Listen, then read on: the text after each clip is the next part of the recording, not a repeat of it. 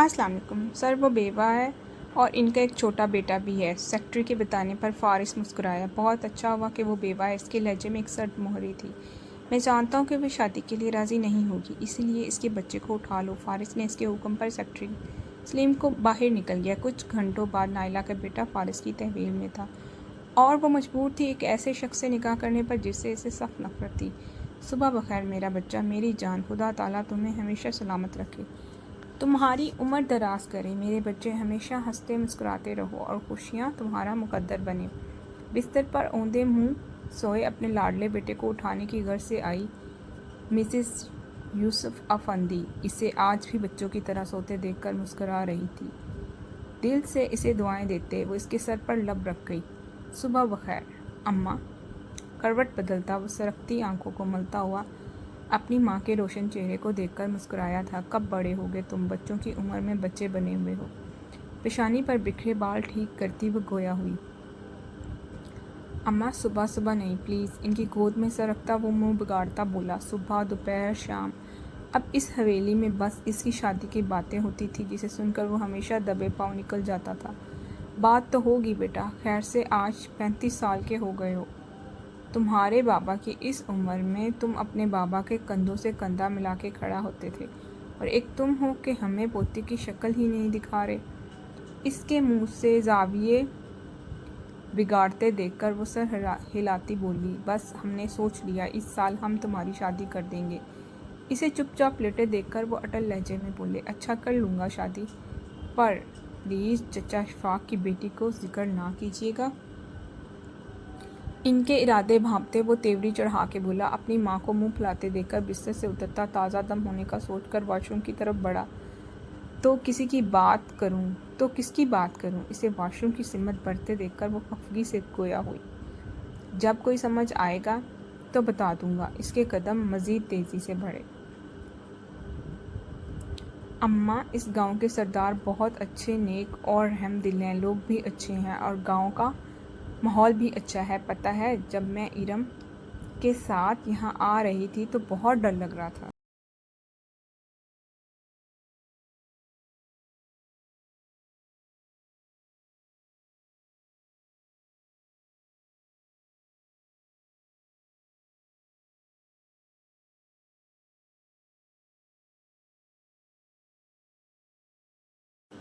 कि कहीं गलत लोग ना हों, लेकिन जब मेरी इनसे बात हुई तो दिल खुश हो गया। इतनी नरम बात करने वाले अभी देखने वाले देखते ही रह जाएं। मुसलसल काम में मगन वो कपड़े सेट करती अपनी माँ रुबीना बेगम को देखकर पर्दे लगाती हुई बोल रही थी, हाँ बेटा, सब बातें एक तरफ, गांव अच्छा है, देखा है मैंने, यहाँ लोग अच्छे हैं, ये भी देखा है मैंने, सरदार बहुत अच्छा है, ये भी पता चला मुझे। जिस तरह उन्होंने दोपहर का खाना भिजवाया, इससे इनकी नेकदिली और सखी होने का भी पता चलता। लेकिन मेरी नायला कब से डरने लगी। मेरे नायला तो दुनिया वालों के दुख सहकर चट्टान बन गई है। दुख से इसे देखती रुबीना बेगम तल्खी से मुस्कुराई। वो अपनी वालदा की बात पर जख्मी सी मुस्कुराई थी, लेकिन यहाँ आने पर न जाने क्यों दिल को अजीब सा डर लगा था।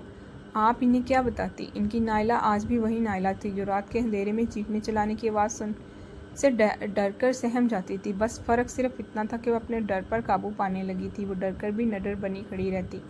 फराज से पसंद की शादी के बाद एक माह ही थी जिसने इसे माफ़ करके सीने से लगाया था, और वरना भाई तो इसी दिन मरना जीना ख़त्म कर चुका था जिस दिन वो फराज से शादी करके घर लौटी थी। बाप था नहीं, भाई ने भी हाथ उठा लिया। भाभी तो कभी खुशी नहीं हुई, लेकिन इसे दुख नहीं था। मोहब्बत करने वाला शौहर जो मिल गया था। ससुराल में सारा दिन काम करने के बाद रात में फराज के साथ घंटों बातें करने से इसकी दिन भर की थकन उतर जाती थी। सास ससुर फराज की पसंद की शादी से खुश ना थे, लेकिन जवान बेटे के आगे खामोश हो गए। शादी के चंद माह बाद रब ताला ने इनके यहाँ खुशियों की नवीद सुनाई तो फराज जैसे फूले ना समाया। पूरे 9 माह नायला को हथेली का छाला बनाए रखा। लेकिन जिस दिन खुदा ने इस बच्चे को ज़िंदगी बख्शी, इसी दिन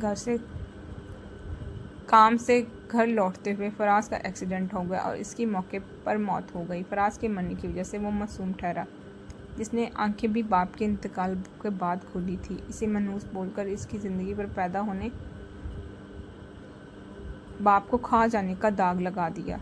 नाइला फिर भी बर्दाश्त करती रही क्योंकि फराज के इंतकाल के बाद इसे ऑपरेशन थिएटर में जाने से पहले मिली थी, जिसकी वजह से इसकी इद्दत पूरी ना होने दी गई। बेटे के मरने के बाद फराज के माँ बाप ने इसे रात के अंधेरे में घर से निकाल बाहर किया। नन्हे फहद के साथ खामोशी से वो वहाँ से चली आई। भाई के डर आने पर भाभी ने खूब कोसने दिए और कहा, जो मनूस बाप को न बख्शे वो मामू को क्या छोड़ेगा। और यहाँ नाइला की बर्दाश्त ख़त्म हुई थी। वो रोती हुई अपने बेटे को सीने से लगाए घर से निकलने लगी थी जब इसकी वालदा, जो खुद बेटे और बहू की नौकरी करते ज़िंदगी गुजार रही थी, बेटी के हमरा हुई। इसीलिए वो अपने मरहूम वालिदैन के आबाई घर ले गई।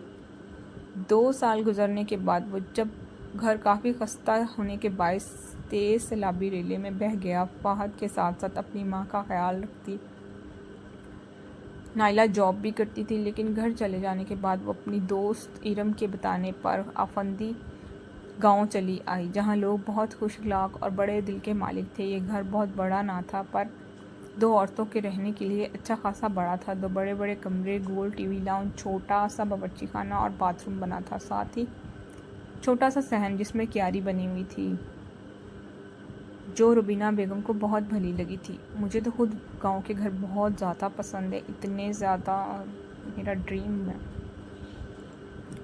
और ग्रीनरी सब्ज़ा, इधर आओ मेरे बेटे, खुदा ताला हिफाजत फरमाए, अल्लाह ताला उम्र दराज करे। हमेशा सफ़ेद रंगत, कुशादा पेशानी, भूरी आंखें, अनाबी होंठ जो हर वक्त दांतों तले दबे रहते थे, सफ़ेद सूट पर स्याह वेस्टकोट पहने, बालों को जल्द से सेट किए, पैरों में खेड़ी पहने, शाहाना अंदाज में चलता हुआ मर्दान खाने में जैसे ही दाखिल हुआ, यूसुफ अफंदी इसे देखकर बाजू खोलते इसे दुआएं देते गए।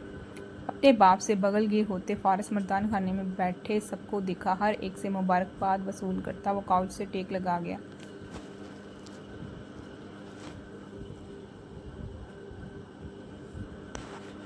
कि तभी जब दादा चाय से भरी ट्रे उठाए अंदर दाखिल हुआ, इसे देखते ही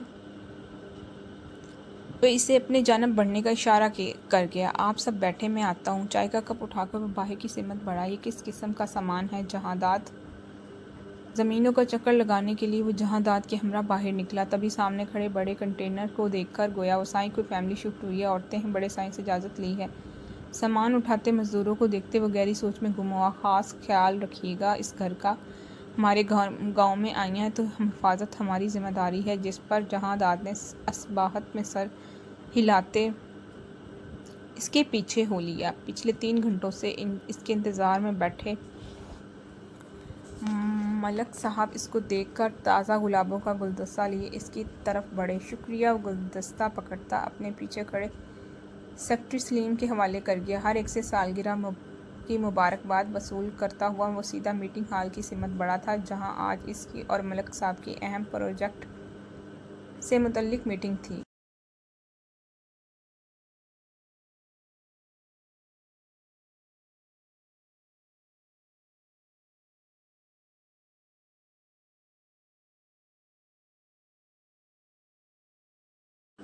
इंशाल्लाह आपके साथ काम का तजुर्बा अच्छा होगा। मीटिंग से फारिग होता वो मुसाफा करते मुस्कुराया। 2 घंटे में वो पहली बार मुस्कुराया। वहीं इसे मुस्कुराता देखकर मलक साहब के साथ आई इनकी सेक्रेटरी ने शर्मा कर इसे देखा था। जितना वो गांव वालों के लिए रहमदिल था, इतना ही कारोबार की दुनिया में बेरहम था। फारिस को आज तक किसी ने हंसते नहीं देखा था। बहुत कम कम ही वो मुस्कुराया करता था, और जब मुस्कुराता तो देखने वाले देखते ही रह जाते। वजह इसकी हल्की दाढ़ी में छुपे डिम्पल जो उसकी पुरवकार शख्सियत को मज़ीद निखार देते थे। और अंधे वो नज़र नहीं आता क्या जल्दबाजी में निकलती ही सामने आते शख्स से टकराई, जब हाथ में पड़ा दूध का पैकेट छूटकर ज़मीन पर गिरका फटा। वहीं दूध को देखते नाइला गुस्से से चलाई। 2 दिन से घर के कामों में मसरूफ़ आज वो फहद का दूध लाना भूल गई थी, और जब जब वो दूध के लिए रोया तो वो भागती हुई इसके लिए दूध लेने निकली थी। मैं सीधे रास्ते पर ही चल रहा था। सामने खड़ी लड़की को देखता वो इसके चलाने पर अपने गुस्से पर काबू पाता गोया हुआ। स्याह रंग के फ्राक पहने, कंधों पर चादर डाले, हाथों में मोबाइल और बैग पकड़े हुए थी। सामने खड़ी इस लड़की को बगौर देखते हुए एक पल के लिए मोहित हुआ था।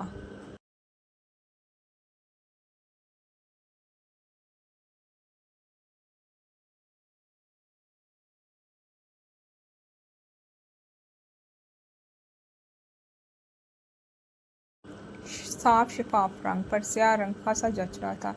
शीशों वाली चादर लपेटे मेकअप से बेनियाज वो कोई देखने में अप्सरा ही लग रही थी।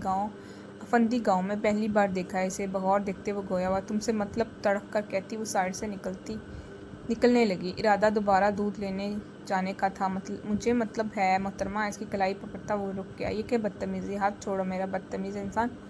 मुकाबिल के हाथ पकड़ने पर वो डर से कपकपाती हुई, गुस्से से लाल पीली हुई। बदतमीजी अभी देखी कहाँ है तुमने। इसके मुसलसल चिल्लाने पर वो गुस्से से कहता इसे अपनी सिम्मत खींच गया।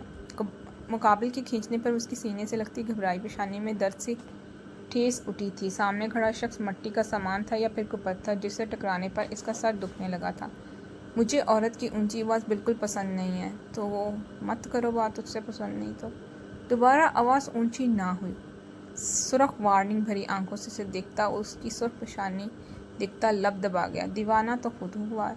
नई जगह, नए लोग, वो यहाँ किसी को नहीं जानती थी। तभी मुकाबिल की रोबदार शख्स तो गुस्से भरे अंदाज से खौफजदा हुई। देखने में मुझको बड़ी हंसती लगा था। तभी वो जल्दी से सर झुकाती बोली, जबकि लहजे में नमी घुली थी। साईं आवाज़ में आंसू की अमेजिश महसूस करता वो इससे वैसे ही पकड़े साकिन हुआ था। तभी इसे देखकर जहांदाद ने इसके कंधे पर हाथ रखा। दीवाना तो खुद हुआ है।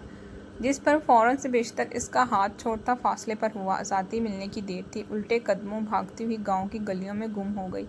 फारिस की नज़रों ने दूर तक इस चादर के चमकते शीशों को पीछा किया था, जो अब दिखाई देना बंद हो गए थे। कौन? दरवाजे पर दस्तक हुई थी, लेकिन नाइला ने निकलकर देखना गवारा नहीं किया। फहद रो रो कर सो चुका था। तभी रुबीना बेगम खुद दरवाज़ा खोलने के लिए बढ़ी। बीबी जी, ये साईं सरदार ने भेजा है आपके लिए। दरवाजे पर खड़े जहादार ने दूध से भरी बाल्टी इनकी सिम्मत बढ़ाई।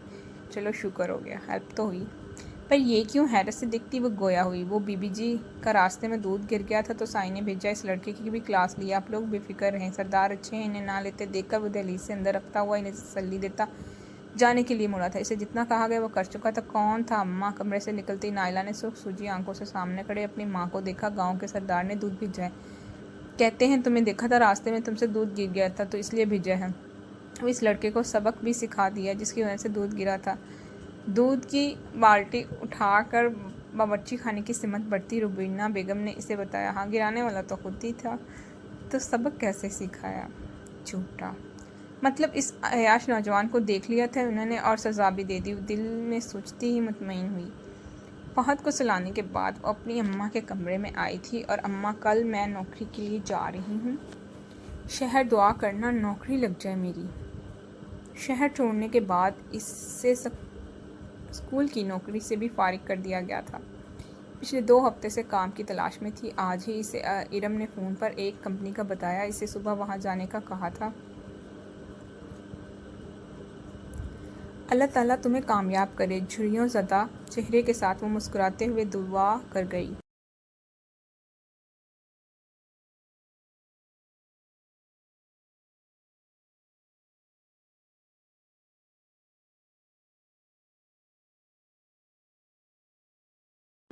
अस्सलाम वालेकुम। वो केबिन का दरवाज़ा खटखटाती इजाज़त मिलने पर अंदर दाखिल हुई थी। अब बुलंद आवाज़ में सलाम किया था। वही जानी पहचानी नस्वानी आवाज़। कायल देखने में मसरूफ़ फारिस ने सर उठाते हैरत से सामने देखा था। देखता ही रह गया था। सामने खड़ी इसी लड़की को देखकर वह साकित हुआ था, जो 1 हफ्ता पहले मिली थी और चंद मिनट की मुलाकात में इसका दिल अपनी काली चादर में बांध कर ले गई थी। तुम? एक तरफ नज़रों में और लहजे में अदब व एहतराम था, तो वहीं दूसरी तरफ हैरानगी से देखती वो चलाई थी। मुझे औरतों का ऊंची आवाज़ बिल्कुल पसंद नहीं है। मुकाबिल के अल्फाज याद करती वो सुर्ख आंखों से इसे देखती खामोश हुई। गोया याद है मेरा कहा। इसे खामोश होते देखकर वो नाइला की आंखों में वही खौफ देखकर गहरा मुस्कुराया। आओ बैठो। इसे साकत खड़े देखकर कुर्सी की सिमत इशारा करता अपनी इजी चेयर पर बैठा। ऑरेंज रंग में माल्टा बनकर इंटरव्यू देने आई है। इसे फुर्सत से देखता दिल में सोचता मुस्कुराया। क्यों जा रही हो? नौकरी के लिए आई थी। मगर मुकाबिल की तफसीली नज़रों से घबराती हुई नौकरी पर लानत भेजती जाने के लिए मुड़ी। इंटरव्यू के लिए आई थी। इसे जाते देखकर वो बर्क रफ्तारी से अपनी जगह से उठकर इसकी जानब बढ़ा था। मुझे इंटरव्यू नहीं देना, वो 2 टोक अंदाज में कहती वहाँ जाने लगी थी। ऐसे कैसे जा सकती हो तुम? नाइला के अंदाज पर वो लब दबाता सख्ती से बोला। तुम होते कौन हो मेरे साथ इस तरह बात करने वाले? शायद इस दिन का अंजाम भूल गए हो तुम। मुकाबिल के मजबूत गिरफ्त से इसे अपनी नाजुक कलाई छुड़ाने की कोशिश करते वो तंजिया अंदाज लहजे में कहती मुस्कुराई थी। कौन सा अंजाम? इसके अचानक से मुस्कुराने पर वो सवालिया ब्रू उचका गया। वही जो हमारे गांव के सरदार ने किया था। इस दिन मेरे साथ रोकने पर इसे अनजान बनते देखकर वो गुस्से से कहती, कितनी खुशफहमी है बेचारी को। अब के बार वो पूरे दांतों की नुमाइश कर गई। क्या चाहते हो? तुम्हारी शिकायत करूं? इनसे कत्ल करा देंगे हमारे सरदार। इस पल की मजबूत होती गिरफ्त पर गुस्से से फनकारती झटके से छुड़ाने लगी थी, मगर बेसुध इस मजबूत लंबे कद के शख्स का मुकाबला नहीं कर सकती थी। तुम्हारे गांव के सरदार अभी मुझे नहीं जानता। अदब के दायरे में रह के बात करो। आवाज़ नीची और नज़रें भी। नायला की आवाज़ तेज़ से तेज़ होते देखकर वो वार्निंग दे गया, मुझे अंजाम तक पहुंचाने वालों को मैं देख लूँगा। गांव का नाम बताओ। ऐसी हड्डियां तोड़ूंगा कोई जोड़ नहीं सकेगा। इसे मुसलसल छुड़ाने की कोशिश में मसरूफ़ देखकर वो इसे खींच कर करीब करता कदरे धीमे मगर सख्त गेर लहजे में बोला था, पसंद तो खुद को आई है। इसके सुर्ख आंखें और लहजे की गरज सुनती नायला ने खौफजदा हुई थी। बताओ कौन सा गांव से हो? जहाँ का सरदार फारस अफंदी को नहीं जानता। नाम बताओ सरदार का। नायला के वजूद में लर्जिश महसूस करता हुआ नहायत आस्तगी से गोया हुआ। अपने डर पर काबू पाने की कोशिश में नाकाम वो मुकाबले की रोबदार पर्सनालिटी और धमकी पर खौफ से लर्जने लगी थी। गांव का नाम ही बता दो। इसे डर से कपाते देखकर मजीद गोया हुआ, अगर इसे मैंने नाम बता दिया, ये सरदार यूसुफ अफंदी को मारने पहुंच जाएगा। मेरी वजह से बेचारे बुजुर्ग मुश्किल में पड़ जाएंगे। सामने खड़े शख्स का खौफ इसके दिल में डेरे जमाया था। तभी वो सरदार यूसुफ अफंदी की फिक्र में हलकान हुई थी, जो इसे बहुत पसंद आए थे, जिनके सान तले दबी वो हर नमाज में इनकी सेहत और सलामती की दुआ करती थी। बोलो। इस सोच में डूबे देखकर वो करीब हुआ था। समझ में नहीं आता, दूर रहो तो मतलब दूर रहो। फारिस को करीब देखकर वह एकदम से भड़की थी। इसे धकेलने पर वो पीछे गिरा था। ओह वाह सर, आप ठीक हैं? कैबिन में दाखिल होते सेक्रेटरी सलीम नायला की चिल्लाने की आवाज़ और फारिस को गिरते देखकर इसकी हिम्मत बढ़ा। ओहो, डरती नहीं हूँ मैं किसी से। इसे गिरते देखकर एक सेकंड के लिए घबराई थी, मगर अगले ही पल वो खुद में हौसला पैदा करते गरज रही थी। तुम्हारी इतनी जुर्रत हमारे सर पर हाथ उठाओगी? नायला की आवाज़ पर गुस्से से इसकी हिम्मत बढ़ते सलीम ने इस पर हाथ उठाने की कोशिश की। जब एक ही जस्ट में इस तक पहुंचते फारिस ने इसका उठता हाथ पकड़ा था। सलीम खबरदार, ये मत भूलो सामने कौन है। इसे औरत पर हाथ उठाते देखकर वो गुस्से से धाड़ा। औरत भी जो इसके दिल में एक अलग ही मुकाम रखती। वो मुकाम क्या था वो खुद भी समझने से कासिर। खौफ से कदम पीछे हटाती वो फारस के हाथ पकड़ने पर अपनी जगह साकित हुई थी।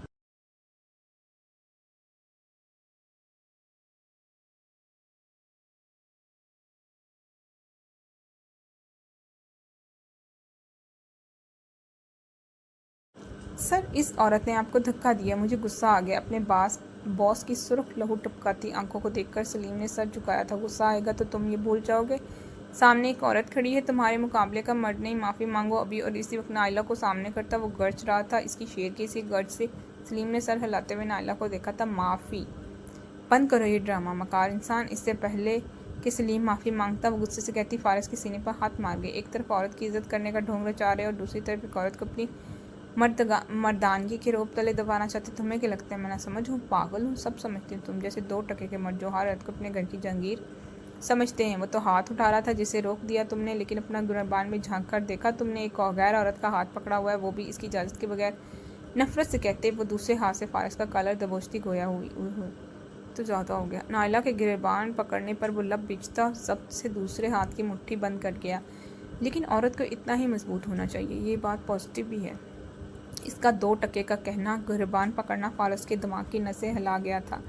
औकात में रहो अपनी। ग्लास विंडो से देखते सब वर्कर्स को देखता वो जब्त से कहता अपना कॉलर छुड़ा के तुम अपनी औकात में रहो। देखो तुम्हारे लोग तुम्हारा तमाशा बनकर देख रहे हैं। आइंदा 100 बार सोचोगे एक औरत का हाथ पकड़ने से पहले। मुसलसल कपवाती हुई नायला की हिम्मत अब जवाब देने लगी। तभी आवाज़ भी लड़खड़ाई थी। वो तो आज नौकरी के इंटरव्यू के लिए आई थी। इसे क्या पता यहाँ ये सब तमाशा लगने वाला था। बज़ाहिर मजबूत बनती वो अब डरने लगी थी। पहले इसे इज्जत का डर था, पर अब इसे इन मर्दों से डर था कहीं जो हाथ पहले से उठने से रुक गया था अब कोई उठा ना ले। लेकिन अगर ऐसा हुआ तो वो अकेली ही क्या ही कर लेगी। ये बात तो सच है, लेकिन बहादुर है। ये सोच आते ही वो मरी हुई थी। मेरी मर्दानगी देखने के लिए मुझसे अकेले में मिलो। ये हाथ पकड़ने से मर्दानगी नहीं दिखाई जा सकती। कभी तन्हाई में मिलो ना फुर्सत से दिखाऊंगा। वर्कर्स के देखने पर वो गुस्से से पागल होता है। इसके बाजू दबोचते इसके कान के करीब गरज रहा था। सही गुस्सा दिला दिया उसको।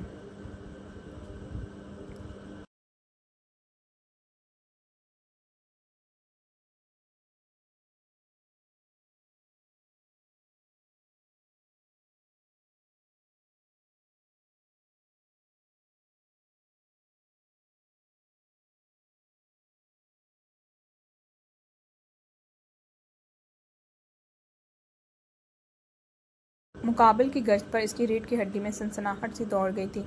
नम आंखों में नमी मजीद भरी थी। वह यहाँ आकर इसके सामने खड़े शख्स के गुस्से और इरादों का सोचकर वह लड़खड़ाई थी। सद शुक्र के फारिस ने इसका बाजू पकड़ा हुआ था, वरना इसमें कोई बईद नहीं थी, वह ज़मीन बोस हो चुकी होती। अब ये तुम्हारी भलाई, इसी में यहाँ से निकलो, वरना जो कभी नहीं किया वो कर गुजरूंगा, धक्के देकर निकालूंगा। नायला की नम आंखों में देखता वो हलक के बल ठाड़ा था। इसकी गर्जदार आवाज़ पर इसके सब वर्कर्स को ऑफिस की दरदो दीवार सर पर गिरते महसूस हुए थे।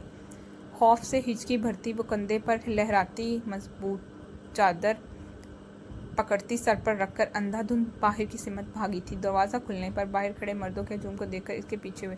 हटो सामने से सब, अपना काम करो जाकर। फारिस की धमकी का असर ठहरा। सब लोग भाग भाग कर वहाँ से निकले और वहीं नायला बगैर पीछे मुड़े भागती हुई निकली थी। कौन है ये लड़की, कहाँ से आई, कहाँ रहती है, मुझे इसके बारे में सब जानना है। सबके चले जाने के बाद वो मेज़ पर रखी सब चीज़ें ज़मीन बोस करता चलाया। सुर्ख आंखें गुस्से से दहक रही थी। आज जो कुछ नायला इसके ऑफिस में करके गई थी, इसके बाद इसका दिमाग खोल रहा था। तो मैं छोड़ूंगा नहीं। और नफ़रत अमेज़ गुस्सा कम ना होते देखकर शराब का हुक्म दिया था। ओ माय गॉड, ये भी है। आगे बताओ कौन है वो। कैबिन के खुलते दरवाजे से दाखिल होते सलीम को देखकर वाइन का ग्लास ख़त्म करता गोया हुआ। सर, इसका नाम नायला शाह है, उम्र 23 साल है और 3 हफ्ते पहले ही गांव में शिफ्ट हुई है।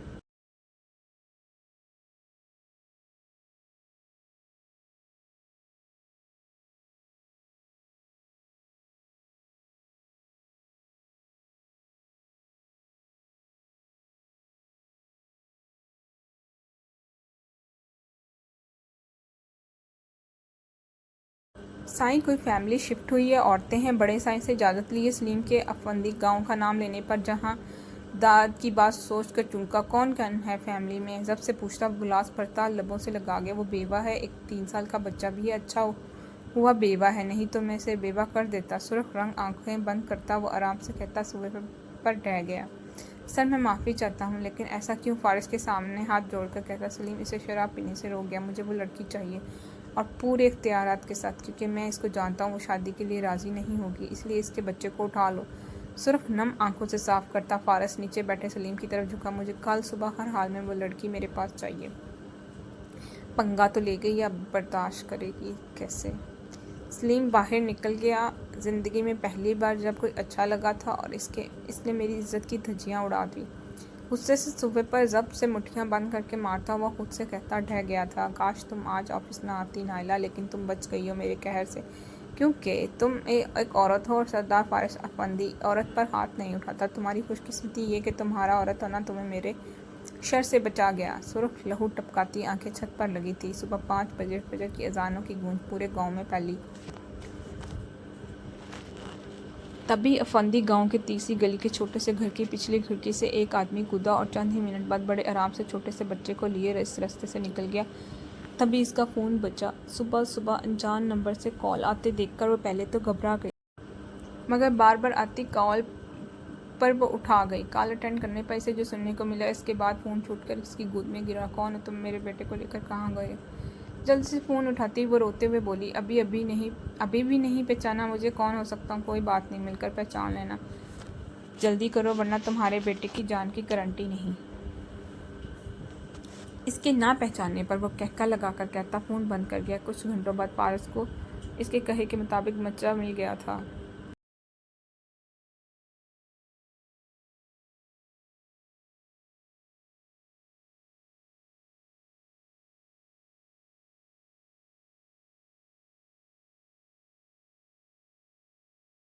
बच्चा सोया हुआ था, लेकिन अब जागने पर वो फारिस अफंदी को देखे जा रहा था। अब वो फारिस की गोद में कभी हंसने लगा तो कभी आगे बढ़कर इसके गले लगता। एक अनजान शख्स को देखकर इसका मुस्कुराना फारिस को भी मुस्कुराने पर मजबूर कर गया। वो समझ गया फहद खौफजदा होकर इसे देख रहा था। आओ बाबा के पास। देखते देखते फहद की आंखों में मोटे मोटे आंसू जमा हुए थे। जब हाथ बढ़ाते फारिस ने इसे अपने पास बुलाया था। बाबा बाबा इसके कहने की देर थी। लपक कर इसके सीने से लगा गया। इसे पहनकर तैयार हो जाए, आखिर आपका इंतज़ार हो रहा है। भेजे गए ड्रेस पर आने के बाद इसे पता चला वो सब किया धरा इसी का है, जिसकी वजह से वो कल रात सारी सो नहीं सकी। वो जानती थी कि वो बदला ज़रूर लेगा, मगर वो इसके बच्चे का इस्तेमाल करेगा। वो मेरे बेटे को कुछ नहीं करेगा। सुर्ख रंग लहंगे को देखती वो दिल में सोचती रही, और वहीं वो खुद पर हंसी थी। वो इस शख्स पर एतबार कर रही थी जिसने मुझे से बदला लेने के लिए मेरे मासूम बच्चे को पता नहीं मेरा बेटा किस हाल में होगा। वो रोते हुए इस ने कपड़े उठाकर फेंके और अपने बच्चे के लिए तड़प रही थी। अगर चाहती हो तो तुम्हारे बेटे को कुछ ना हो तो तैयार हो जाओ जल्दी।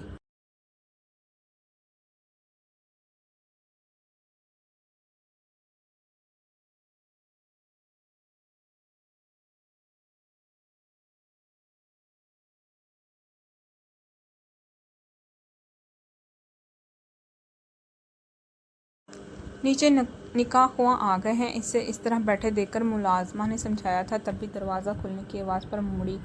सामने खड़े फारिस की गोद में हंसते मुस्कुराते अपने बच्चे को देखकर वो तेज़ी से इसकी तरफ बढ़ी। हाँ, ऐसे नहीं, अगर चाहती हो ये तुम्हें मिले, वो भी जिंदा, तो कपड़े पहनो और काजी साहब को रजामंदी दे दो, वरना। नाइला के भड़कने पर वो इसे रोकता हुआ हाथ में पकड़ी पिस्टल हंसते हुए फहद की गर्दन पर रख गया। नहीं नहीं, ये तुम नहीं करना तो ठीक है। इसे तैयार ना होते देखकर फहद की गर्दन पर पिस्तौल का दबाव बढ़ा गया। नहीं नहीं, मैं तैयार हूँ, देखो मैं तैयार हूँ, प्लीज़ मेरे बच्चे को छोड़ दो। तड़प कर ज़मीन पर घुटनों के बल गिरती वो ज़ारों कतार रोई थी। बेचारी हंस गई।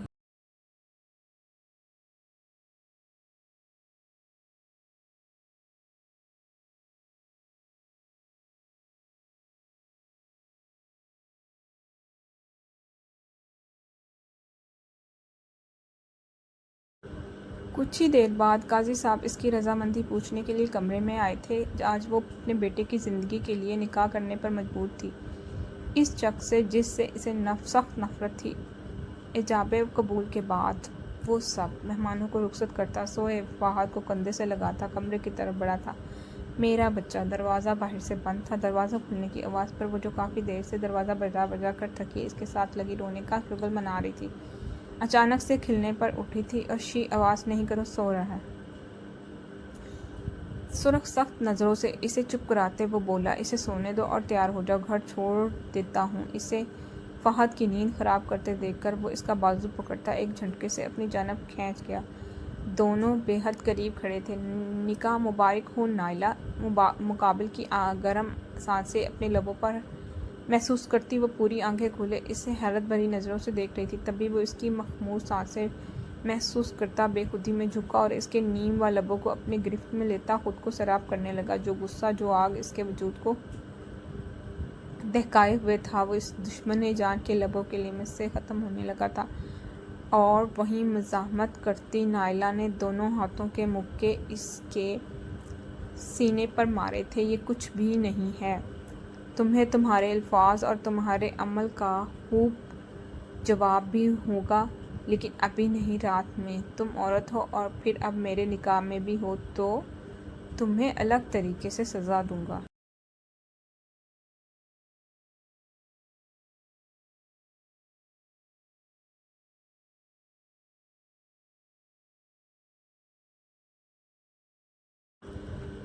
अपने अंदाज में नाइला की कुर्ती सांसों में गहरा सांस छोड़ता मकबूल लहजे में कहता, इसके भीगे लबों को अंगूठे से छू के बोला, सच बताओ जहांदीद, तुम्हारे छोटे साई लड़की की दोस्ती में तो नहीं लगा हुआ? तौबा, बड़े साई कैसी बातें करते हैं। यूसुफ अफंदी के साथ फजर की नमाज़ पढ़कर घर की राह लेते वो रात भर फारिस के घर न आने पर हमेशा की तरह अपना डर ज़बान पर लाए थे, और वहाँ जहादात ने कानों को हाथ लगाया था। फिर कोई लड़की है क्या? जहादात के अंदाज पर मुस्कुराए, नहीं साईं, छोटे साईं तो बहुत नेक। बिला वजह परेशान। अस्सलाम वालेकुम बाबा साईं। एकदम अचानक से इनके पीछे आते वो सलाम कर गया। अरे तुम कब आए और मस्जिद कब गए? इसे सफ़ेद शलवार सूट में अजरक शानों पर डाले देखकर वह हैरान हुए थे। कहीं जा रहे थे या आ रहे थे, इसे ऊपर से नीचे देखते वो गोया हुए। साईं तो दूल्हा लग रहे हैं। सफ़ेद कपड़े, सफ़ेद शीशे लगी वास्कट पहने, शानों पर अजरक डाले बाल, सेट दाढ़ी बनी हुई, पैरों में खेड़ी पहने हुए, मुकम्मल तैयार था। इस पर भर भर के लगाई गई खुशबू एक अलग ही कहानी सुना रही थी। बाबा साईं आप चले, मुझे जहादात के साथ ज़मीनों पर जाना है। जहादात को देखता हुआ जबरन मुस्कुराता, इसके कंधे पर हाथ रखता, दोस्ताना अंदाज में इसे लिए आगे बढ़ा था।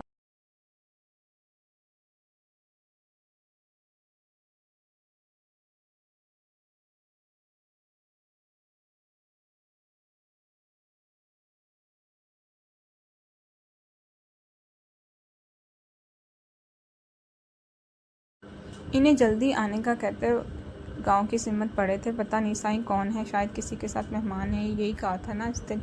हिम्मत कैसे हुई तुम्हारी मुझसे झूठ बोलने की? खाली मैदान में आते फारिस ने इसे धक्का देते इसे कहे अल्फाज दोहराए, माफ़ी छोटे साईं। मुंह के बल गिरता जहादात काफ़ी दूर जाके गिरा था, बुरी तरह इसके कपड़े और मुंह मट्टी में अटे थे। इसके बावजूद वो वहीं बैठा दोनों हाथ जोड़ गया था। अपने झूठ बोलने की माफ़ी मांगी थी। इसके घर में दूध की भरी बाल्टियाँ पहुँचाते रहे, 3 दिन लगातार खाना देते रहे, सुबह दोपहर शाम। इसके घर दरवाजे पर देखकर आते थे, कोई परेशानी तो नहीं करता? और मेरे पूछने पर झूठ क्यों? जहादात बोलो। इसका गिरेबान पकड़ता हुआ इसे अपने रूबरू कर गया और यक के बाद दिगरे कई मुक्के इसके मुंह पर बरसाए थे, मारे थे। जब इसे पता चला कि जहादात ने इसे झूठ बोला और बहुत मुश्किल से खुद पर काबू पाए हुए था, लेकिन सामने देखकर वो आपे से बाहर हुआ था।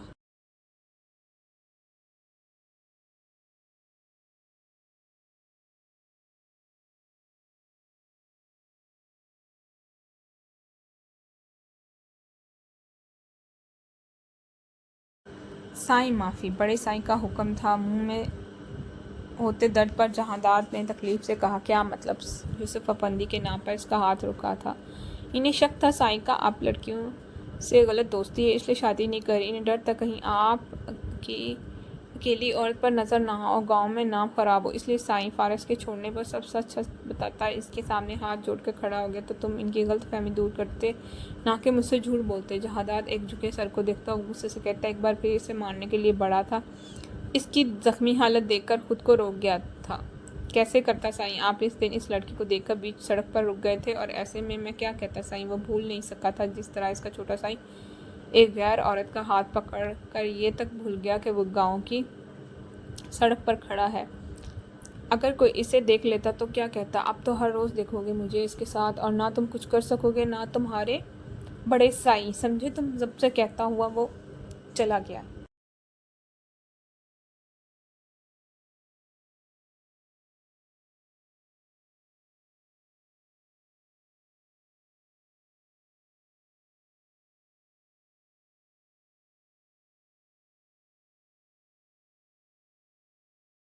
हवेली में जमा सब मेहमानों को देखता वो ताज़ा दम होकर बगैर किसी को मुखातिब किए बाहर चला गया। वापसी पर मिसेस यूसुफ अफंदी के साथ आया, जो अपने बेटे की अपनी भतीजी शिबाना से बात पक्की करने के साथ साथ शादी की तारीख रखने का इरादा रखती थी। आप लोग हमेशा कहते थे मैं शादी कर लूँ और मैं इनकार कर देता था।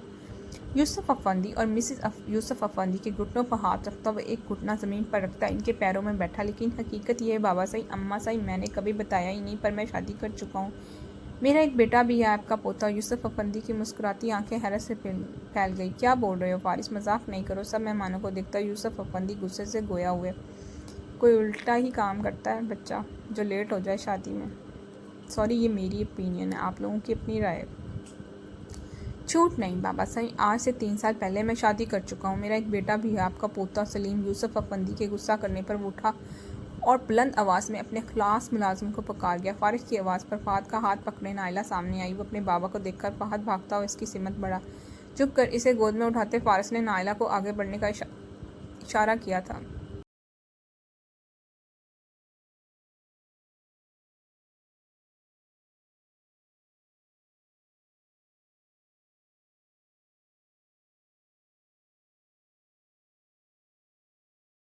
यूसुफ अफंदी के छोटे भाई ने खफगी से अपने भाई को देखा था। नाइला अभी तक वहीं हैरत ज़दा सी इसे देख रही थी। वो बाहर खड़ी सब सुन चुकी थी, कैसे इसने सबसे झूठ कहा था। इनके निकाह को अभी सिर्फ 1 माह हुआ था और इसने फात को अपना बेटा बताया था। आओ नाइला, फारिस मिलो, अपने सास ससुर से हमेशा कहती थी घर चलो। लो आ गए घर। इसे आगे न बढ़ता देखकर वो नरम सी मुस्कुराहट लबों पर सजाता हाथ बढ़ा गया। एक मामले में फहद को अपना असीर कर चुका था। ये अलग बात थी, वो रात की तन्हाई में कमरे के अंधेरे में इसे सजा के नाम पर सुकून पहुंचाता था। अपने हर अमल से वो इसके दिल में जगह बना रहा था। आज तो जैसे वो इसके दिल की सल्तनत में राज कर गया था। नायला को देखकर यूसुफ अफंदी पहचान गए थे। आखिर को वो खुद चलकर इनके पास मदद के लिए आई थी, जिसे बच्चे का ख्याल से वो दिन रात दूध पहुँचाया करते थे, खाना भिजवाया करते थे वो, और कोई नहीं, इनका खून, इनका वारिस था फहद अफंदी।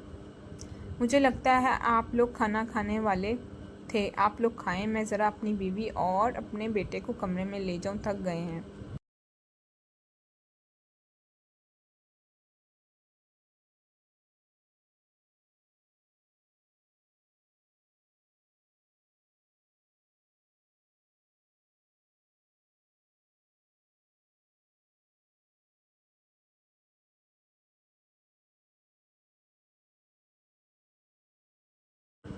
तुम्हें जाना है, जाओ आराम करो, लेकिन हमारा पोता हमें देकर जाओ। इसे जाने से रोकते हुए यूसुफ अफंदी ने फहद को अपनी गोद में लिया। वो खुशी खुशी इनकी गोद में गया था।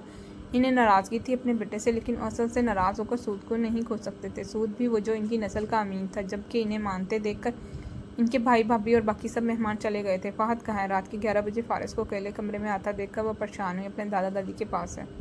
कलाई की घड़ी उतारकर ड्रेसिंग टेबल पर रखता बोला। तेज़ जामनी रंग के घेरेदार फ्रॉक में रूस व मेकअप से पाक चेहरे पर परेशानी सजाए मज़ीद खूबसूरत लग रही थी। इस पर बल खाती कमर पर बिखरे खुले बाल जो इससे कहने पर वह खोल के आई थी, अब तक बांधने की जहमत न की गई थी। इसे ले आए प्लीज़, मुझे नींद नहीं आएगी, परेशानी से कहती वो फारिस के पास आई थी।